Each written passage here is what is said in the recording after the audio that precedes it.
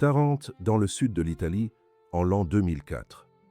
Un jeune homme prénommé Pasquale Bucci quitte son domicile un matin ordinaire. Il prend sa moto et ne revient pas. Mais pas de la façon que ses parents espéraient. L'accident fut d'une violence extrême. Pasquale fut transporté à l'hôpital dans un état critique. Il ne répondait à rien de ce qu'on lui faisait. Il était branché à des machines qui assuraient les fonctions que son corps ne pouvait plus accomplir. Les médecins prononcèrent un mot qu'aucune famille ne souhaite entendre. État végétatif. 40 jours sans se réveiller. Puis vinrent les semaines. Ensuite les mois. 9 mois dans un hôpital. Il était entouré de tubes, de moniteurs et du bruit continu des machines qui l'aidaient à respirer. Ses parents venaient chaque jour. Ils passaient des heures près du lit. Ils lui parlaient, mais il ne répondait pas. Ils lui prenaient la main, mais il ne réagissait pas. C'est un amour qui demeure intact même quand la raison dit qu'il n'y a plus d'espoir. Un de ces jours qui semblent interminables, le père ouvrit son portefeuille. Parmi cette liasse de papier se trouvait une petite image pliée. Un jeune homme au visage serein et au regard apaisé. Il a l'expression de quelqu'un qui connaît une paix que le monde ne peut offrir. Le père contempla cette image pendant un long moment. Il prit contact avec une église à Naples. Il demanda un objet très ancien et très précieux. Quand celui-ci arriva, il se rendit directement aux soins intensifs et le posa près de son fils. Puis il apporta de l'eau. Cette eau provenait d'une petite source au cœur de l'Italie. Cette source s'appelle Riparossa. Elle se trouve dans les montagnes des Abruzes. Une eau qu'un jeune homme malade avait utilisée, bien longtemps auparavant, pour nettoyer une plaie qui ne cicatrisait pas. Le père humecta le visage de son fils, plongé dans le coma, et il pria. Avec l'obstination de celui qui n'a plus rien à perdre, il pria. Les jours qui suivirent furent différents. Les médecins remarquèrent quelque chose d'inhabituel sur les moniteurs. Des fonctions qui n'étaient plus présentes commencèrent à réapparaître. En quelques jours, Pasquale n'eut plus besoin des machines qui l'aidaient à respirer. Au bout de 4 mois, il se réveilla et retrouva la mobilité. Il recouvra ses fonctions cérébrales.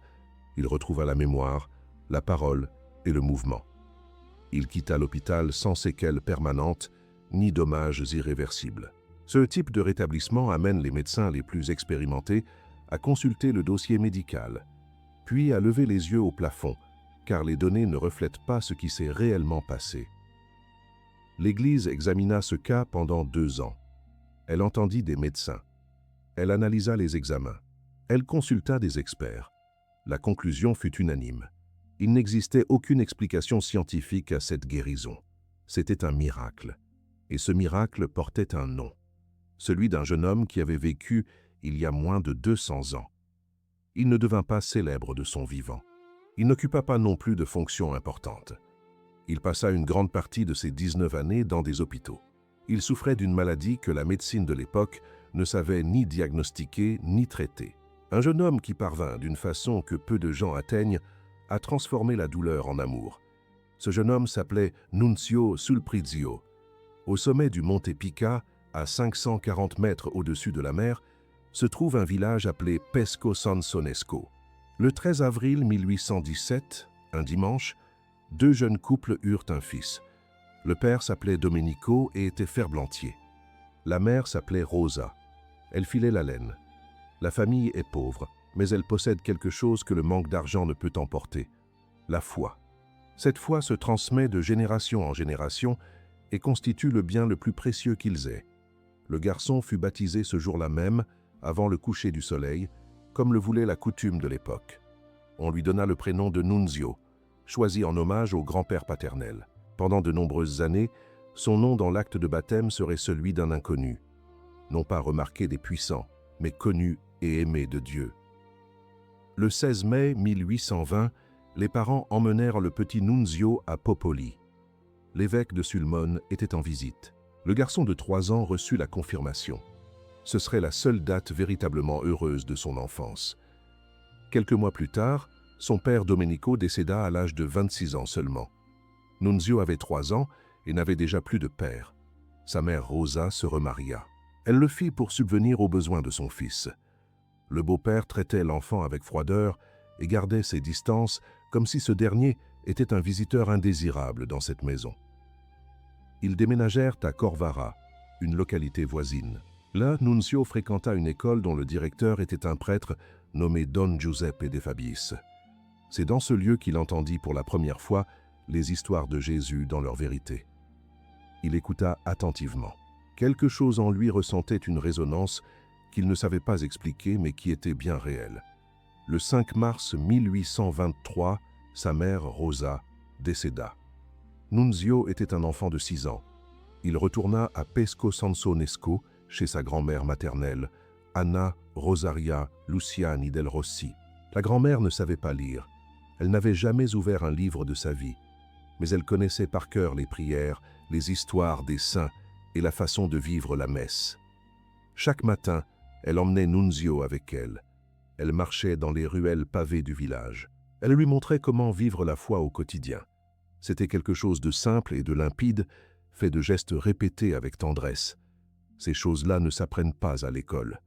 Avec elle, Nunzio apprit à chérir l'Eucharistie et la mère de Jésus, la Vierge Marie. Il fit part au prêtre de son ardent désir de faire sa première communion. Mais les règles de l'époque exigeaient d'être plus âgé.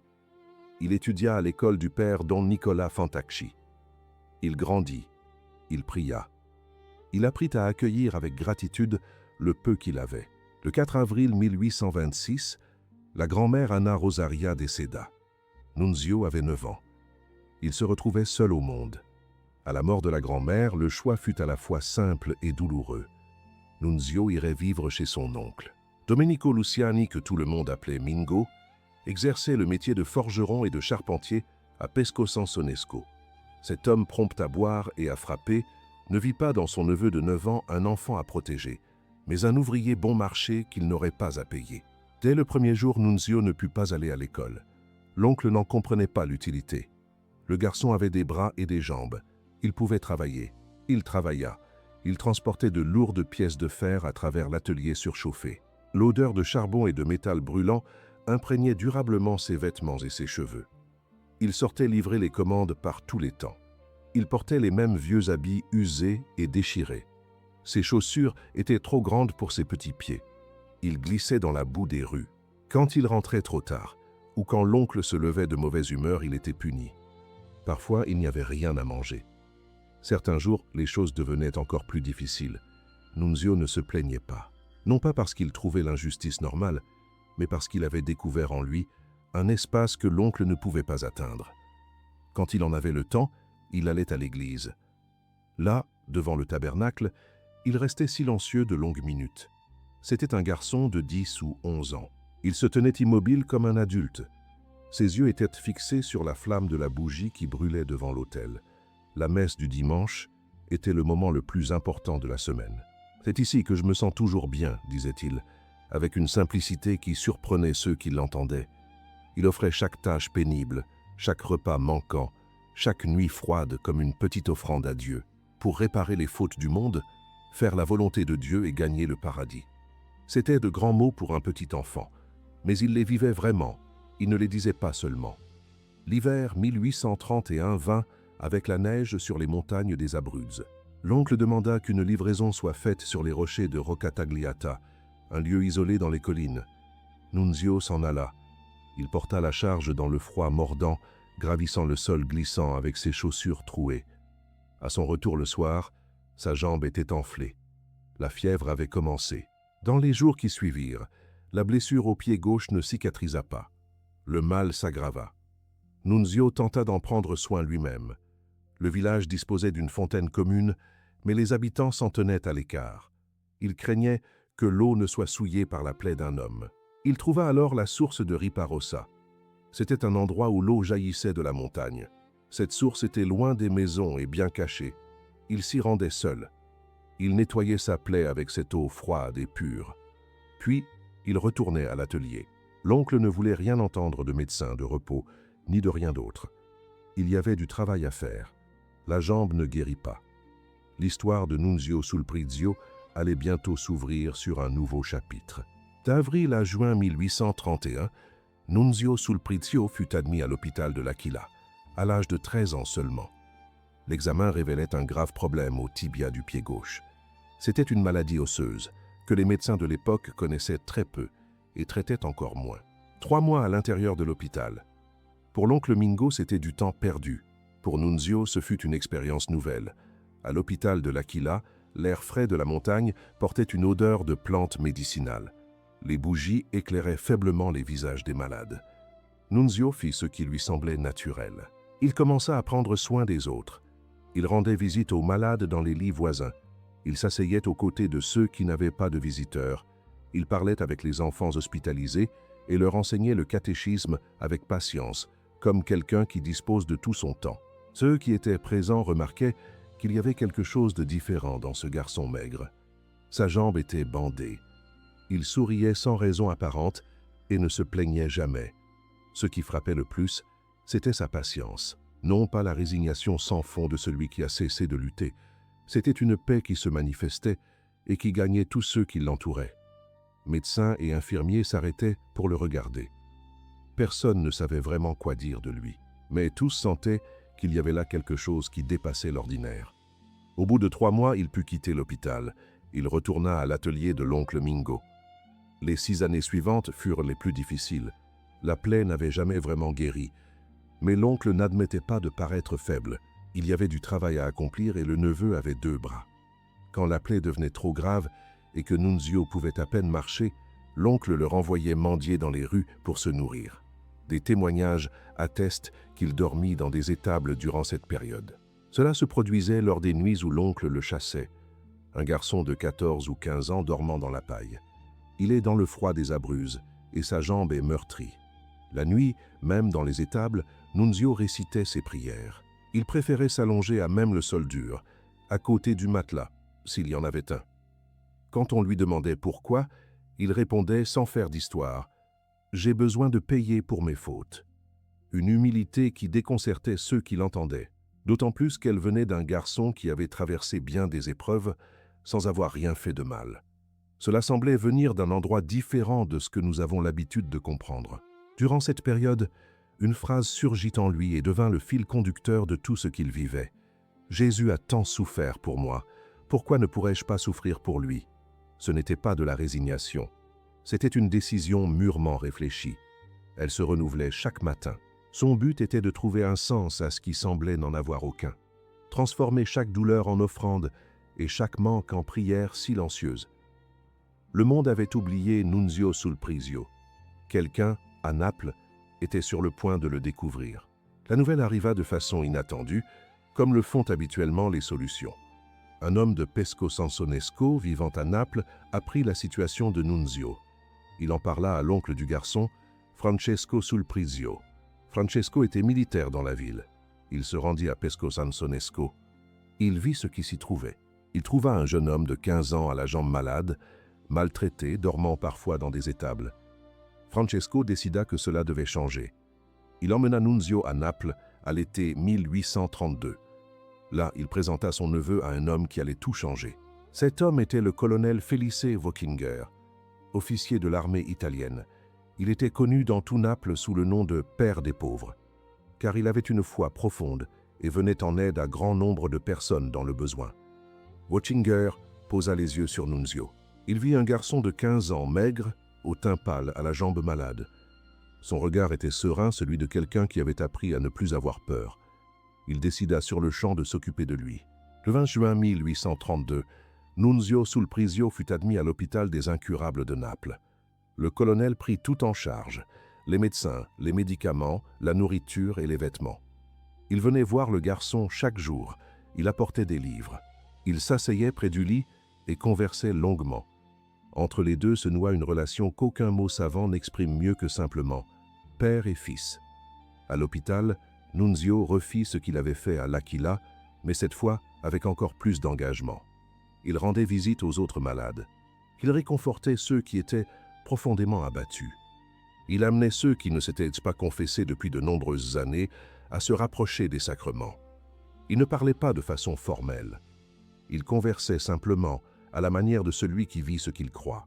Médecins et patients commençaient à employer un mot que personne n'osait encore prononcer à voix haute. Saint. Nunzio fit enfin sa première communion à l'hôpital des Incurables. Il l'attendait depuis l'enfance, depuis ses jours passés avec sa grand-mère à Pesco Sansonesco. Les règles de l'époque exigeaient que le jeune homme ait 15 ans. Plein d'enthousiasme, il alla trouver l'aumônier de l'hôpital pour lui demander d'accélérer les démarches. Quand le jour arriva enfin, ceux qui étaient présents dirent que le visage de Nunzio ressemblait à celui de quelqu'un qui rentre enfin chez lui après un très long voyage.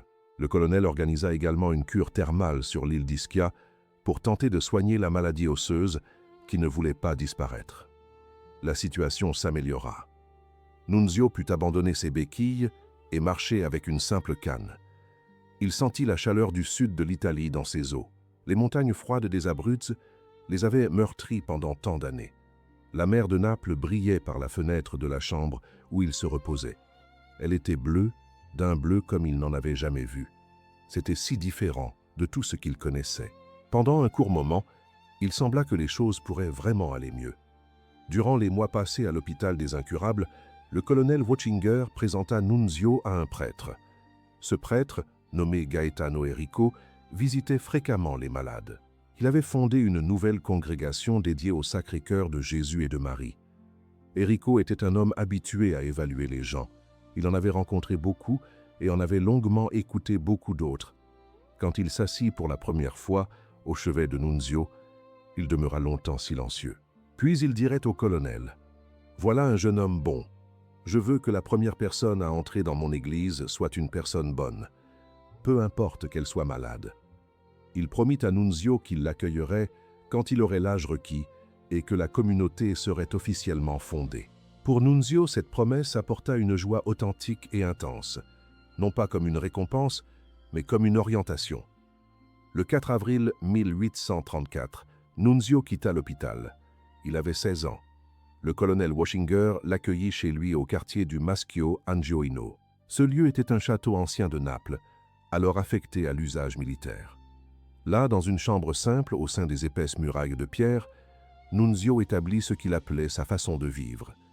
Le prêtre donna son accord et l'accompagna.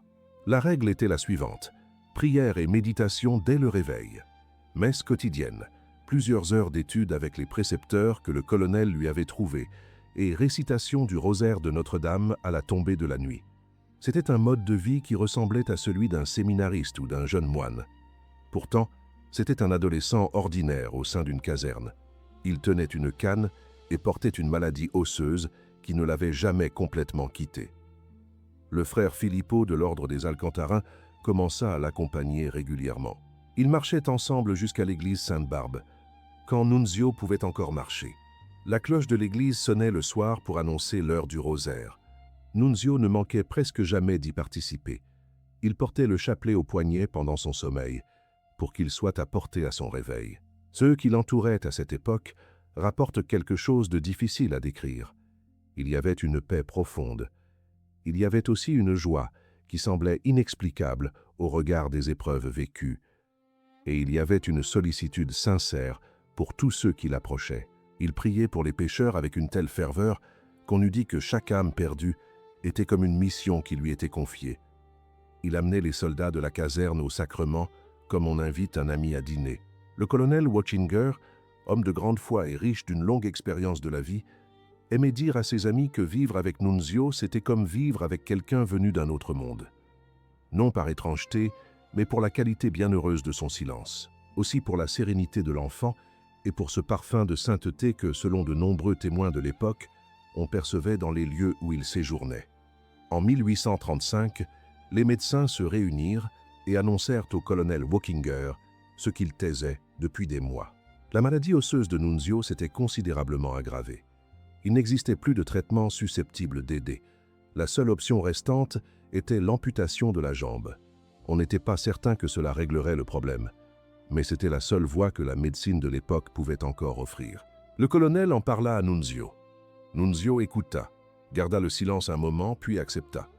Non pas avec la résignation de quelqu'un qui se sent vaincu, mais avec la sérénité de celui qui avait appris depuis longtemps à considérer que son corps ne lui appartenait pas entièrement. Il savait qu'il existait quelque chose de plus important que le bien-être physique, et que cela valait tous les sacrifices. Le médecin procéda à l'amputation. La douleur qui s'ensuivit fut intense, mais la maladie osseuse continua. Le cancer s'était répandu bien au-delà de ce que les médecins supposaient. La jambe amputée n'était pas la source du problème. Nunzio fut à nouveau hospitalisé, cette fois sans perspective de sortie, sans espoir de guérison non plus. Les médecins le savaient, le colonel le savait, Nunzio, qui venait de fêter ses 18 ans, le savait également. Ce qui stupéfiait ceux qui lui rendaient visite durant cette dernière période, ce n'était pas l'absence de douleur. C'était la présence de quelque chose de plus puissant que la douleur. Nunzio ne cachait pas qu'il allait mal, mais il ne se laissait pas aller à la tristesse, ne se révoltait pas et n'adressait pas à Dieu des questions empreintes de colère. Il demandait le crucifix à tenir dans les moments les plus difficiles. Il continuait de prier pour les pécheurs, ces pécheurs qui n'avaient pas traversé la moitié de ce qu'il avait vécu. Et pourtant, il tournait le dos à Dieu. « Je donne tout pour aider les pécheurs à se convertir », disait-il à son confesseur, même si ce n'est que pour une seule âme qui fait le mal. Une phrase que ceux qui en furent témoins notèrent et repetirent souvent, car il semblait incroyable que quelqu'un puisse prononcer de telles paroles dans une telle situation. Mais Nunzio les disait avec le même calme tranquille qu'il aurait employé pour parler du temps qu'il faisait dehors. Avez-vous jamais rencontré quelqu'un atteint d'une maladie incurable qui cherche le courage de continuer? Cette personne demande pourquoi Dieu laisse la douleur exister. Elle ne trouve pas de réponse qui la satisfasse. Nunzio non plus ne connaissait pas la réponse juste, mais il y avait quelque chose de particulier en lui, une conviction profonde et réelle que la douleur, lorsqu'elle est offerte avec amour, se transforme en autre chose, en prière, en intercession, en présence. L'odeur des médicaments flottait dans la salle. La lumière entrait par la fenêtre et éclairait la ville de Naples. Le bruit des rues montait en fond sonore. Nunzio observait tout cela. Ses yeux semblaient voir plus loin que ceux des autres. Le colonel Wockinger passait de longues heures à son chevet, en silence, lui tenant la main. Père et fils, unis par une amitié née par surprise, est devenue la part la plus précieuse de la vie de chacun. La fin approchait. Nunzio s'y préparait avec le même calme qui avait accompagné toutes les autres épreuves de son existence. Au matin du 5 mai 1836, Nunzio Sulprizio demanda qu'on lui apporte un crucifix. Il le serra entre ses deux mains. Il l'appuya contre sa poitrine et se recueillit en silence. Puis il appela le prêtre. Il reçut les derniers sacrements. Il était serein et pleinement conscient. Il savait très bien ce qu'il faisait et pourquoi. Il avait 19 ans.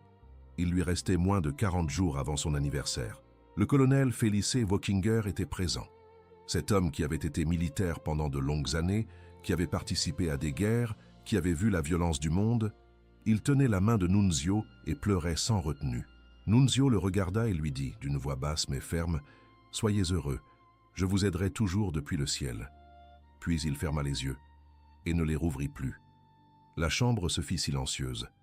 Alors commença quelque chose que ceux qui étaient là présents ne surent pas expliquer. Un parfum doux et fort de rose envahit peu à peu l'espace. Il n'y avait pas de fleurs dans la pièce.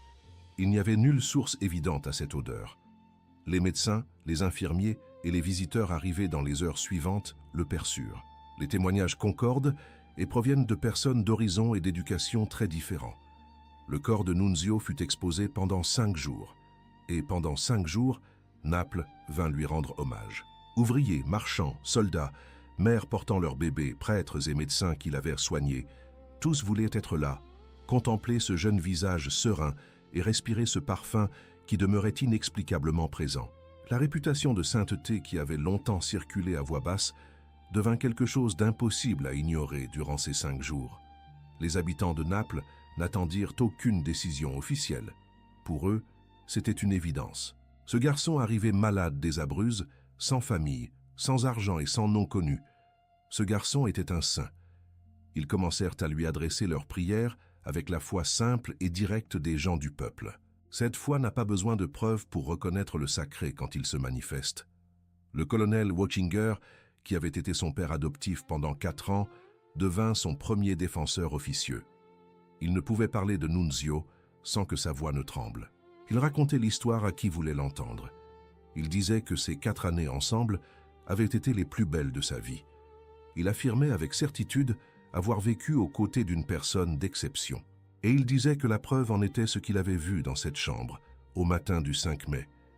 Le tombeau de Nunzio, situé en l'église Saint-Dominique Soriano de Naples, devint très vite un lieu de pèlerinage.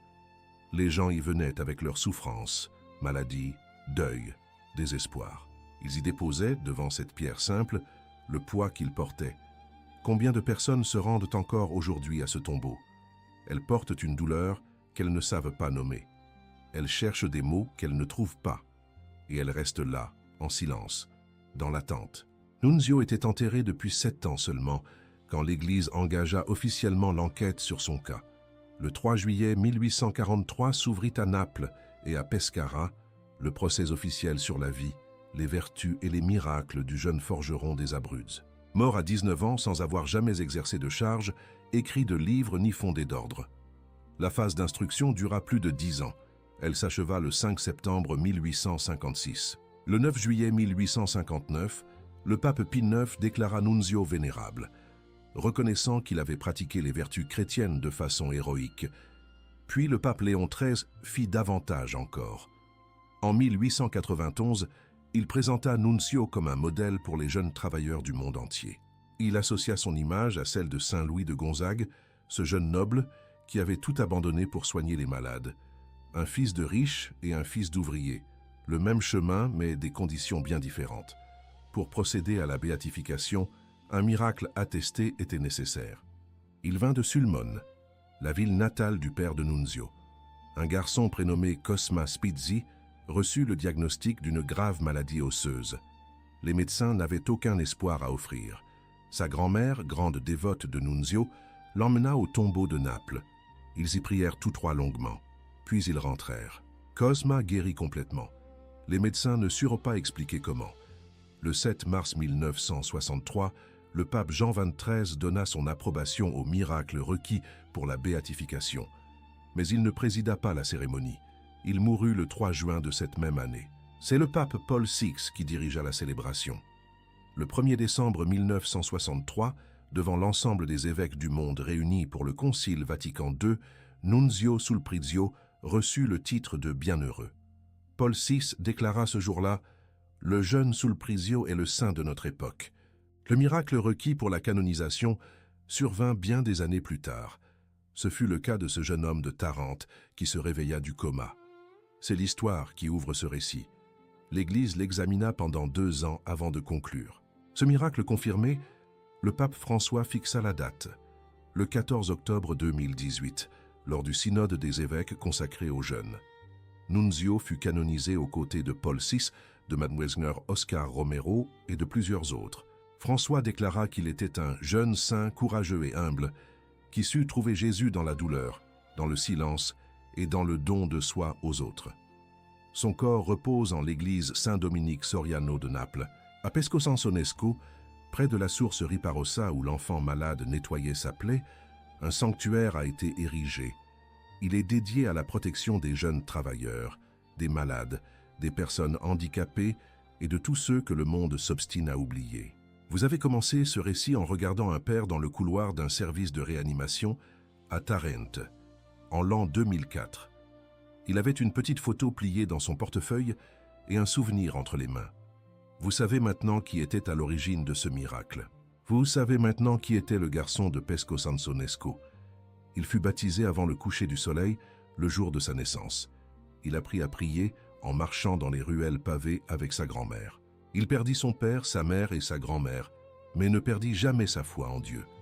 Vous l'avez vu entrer dans l'atelier de l'oncle Mingo à 9 ans. Il portait du fer dans le froid et chaussait des souliers trop petits pour ses pieds. Il gravissait la côte de Rocca Tagliata sous le poids de sa charge. La neige tombait sur son visage. Sa jambe commençait à faiblir. Il nettoyait sa plaie à une source cachée dans la montagne. Il était seul, parce que les voisins avaient peur de lui. Et malgré tout, il donnait tout. Il offrait tout ce qui était petit et difficile à Dieu. Toujours, comme tant d'adultes n'y parviennent jamais. Nunzio n'avait rien de ce que les gens croient indispensable pour compter. Pas de famille, pas de santé, pas de place dans la société, pas d'avenir visible. Ce qu'il avait, c'était une conviction profonde. La certitude que la souffrance offerte avec amour n'est pas une souffrance perdue, que toute douleur peut se transformer en prière, que Jésus était passé là avant lui, et que le chemin de ce fait n'était pas vide. Il mourut à Naples à 19 ans, et un parfum de rose sans origine envahit la pièce. Il fut exposé 5 jours, et tout Naples vint le voir. Non pas parce qu'il était célèbre, mais parce que les gens reconnaissent le sacré même sans savoir nommer ce qu'ils voient. 800 ans après François d'Assise et 180 ans après Nunzio, l'histoire recommence. Un jeune homme de Tarente se réveille d'un coma que les médecins ne comprennent pas. Ses parents, munis d'un objet précieux et d'eau puisée à une source des montagnes des Abruzzes, prient avec la tranquille persistance de ceux qui n'ont plus rien à perdre.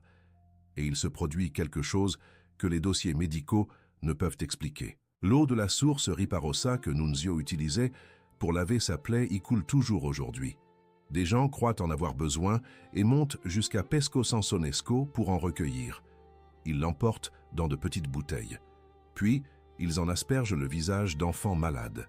Ils en gardent chez eux, là où quelqu'un souffre sans comprendre pourquoi. Un garçon rejeté par le village avait trouvé cette eau seule sur un flanc de montagne, parce qu'il n'avait nulle part ailleurs où aller. C'est peut-être cela que font les saints. Ils ne résolvent pas les problèmes du monde. Ils ne suppriment pas la douleur. Mais ils montrent, par leurs vies réelles et vérifiables, que la douleur a un autre versant, que celui que tous oublient n'est pas oublié de Dieu. 19 ans à croire, cela peut faire de grandes choses. Cela peut même réveiller des jeunes gens d'un sommeil profond. 200 ans plus tard, Saint Nunzio Sulprizio est un garçon que le monde a oublié et que Dieu n'a jamais cessé d'appeler par son nom.